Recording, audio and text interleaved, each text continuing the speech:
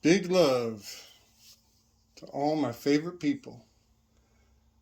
So I want to open up with the quote: the mind can only perceive what the brain has been prepared to see. The mind can only perceive what the brain has been prepared to see. That is the opening quote. And from there, I want to point out that the preparation of the brain is eventually it becomes in the cycle of life, that being the baby, the growing, the old man, and then the corpse. The preparing of the brain in the jurisdiction of the corpse, that being Anubis's job, he who is at the place of embalming. Anubis's job is to scrape the brain scrape. That is his station in the divine echelons. Anubis, the keeper of the underworld, much like Cerberus, the three-headed dog at the gates of Hades. So that is our focal point today. We are honing in on the lower right quadrant of the sky clock, the months of Libra, Scorpio, and Sagittarius. And I want to point out its cultural its cultural implications. It is the home of all our frightening, scary archetypes. The home of all the fearful things in life, where the creatures that hide under your bed, they all live in this quadrant of the zodiac. And that is my attempt to prepare your brain to see and perceive that all the scary things in life will be evoked, will be summoned, will be called forth from this abracadabra area, this ABCD. All of the scary things in this world have their place down here in the underworld, the fall and the winter seasons. So, like I said, we're focusing on this is in the quadrant of wind or air. That is the spades, which are swords, much like your tongue is in the jurisdiction of the wind. Fixed over in this lower left is minerals or stone or earth, the diamonds. Up here in the upper left is hearts, that is water, the jurisdiction of water, the element of water. And over here we have clubs, which is fire, the symbol for mutable fire, as fire is used to alter all things. Thought being the most powerful fire that there is, the universal solvent.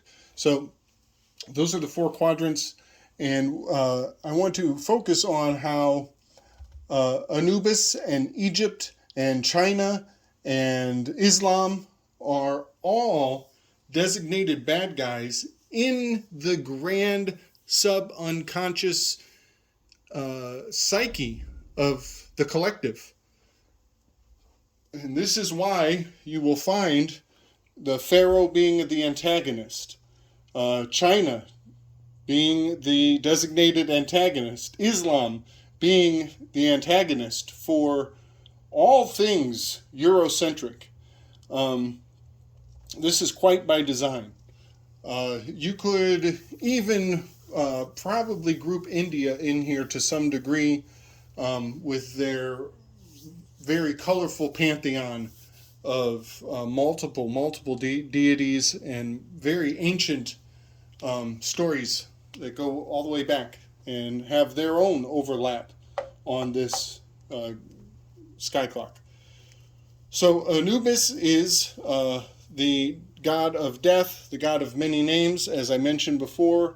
You know, we have Judas, we have Ophiuchus, we have many icons of terrifying significance. The death card is over here, is the 13th card. The number 13, very, Masonic. It's the M. Jacques Molay. Who was burnt. So Anubis is a dog. He is black. He is signified by things that are black, much like the black-robed judge. When you go in to represent your corporeal self to the black robe. Even BlackRock, the company. All of these things that I'm calling to your consciousness here, they might as well be like the Halloween serial characters. Frankenstein, Count Chocula, all those guys. They basically are summoned from this quadrant of the year, from the fall, from October, from Halloween. All these things are grouped together in this time of year for a very good reason. The leaves are falling off, the costumes go on, and then the costumes come off and you are renewed. We are very much talking about this new year of these cultures and hiding all of our collective shadow behind the vilification in the guise of these creeds, these beliefs, these systems of living in this world in far off lands, far, far away places. We consider all of these things to be highly exotic. And a lot of people are kind of sick and tired of these other three. But, a lot of New Age. There's one for you, the New Wage. How much money are you going to make in the New Age? All these things, communism, Ankh, communism, all of it is terrifying. And it's placed in this quadrant of the zodiac because it has its association with death. This is much about that leveraging the scarcity of death against death, leveraging the concept of scarcity against death. So Anubis is also called Inpu, he who is at the place of embalming. He is a dog, very much like Set or Seth. He's the jackal, the G-O-D, opposite is D-O-G, We've got your Dogon and the Dog Star come into play here, no doubt. Very old world ways of thinking. Now here I want to point out the sword and the wind, the air. That jurisdiction globally falls to the Vatican, the Vatican. The K-H-A-N, Vatican, as in Genghis. Genghis Khan? The Conqueror. So I'm just throwing all these concepts together and pointing out that Egypt was the country of the culture of Exodus, that Judeo-Christian ethos and logos walked out of. We left these behind, and they chased after us. Babylon, all the aspects of chains and enslavement, are hidden in the mysteries of what Egypt really truly means, the width and breadth of that history. And so I'm not saying this is all bad. I'm saying this is all vilified and used to scare us, like children's stories at bedtime, to keep us tucked under our blanket and from going out and facing BlackRock head on. Thoth is a bird having much to do with the wind. You know, he's an emu, I believe. I think that's what kind of bird he is. Thoth, there's your T and your T. This is thought. This is give thanks. This is this, that, those, thou. This is all the things, even remotely. Even the word tooth is related to Thoth, because that ties into Ganesha, and how Thoth and Ganesha are very tightly related. Thoth has a stylist. Ganesha holds one of his tusks he uses as a stylist. So Thoth and Ganesha, that's another video. I have a theory that Thanksgiving is actually Thoth Ankh's giving. Thoth was a bird. Thanksgiving, we eat the turkey. Over here, we're talking about, you know, the Egyptian and the Chinese in the Bible were called the land of Ham. What do we have in this time of year for festive meal? We eat ham and turkey.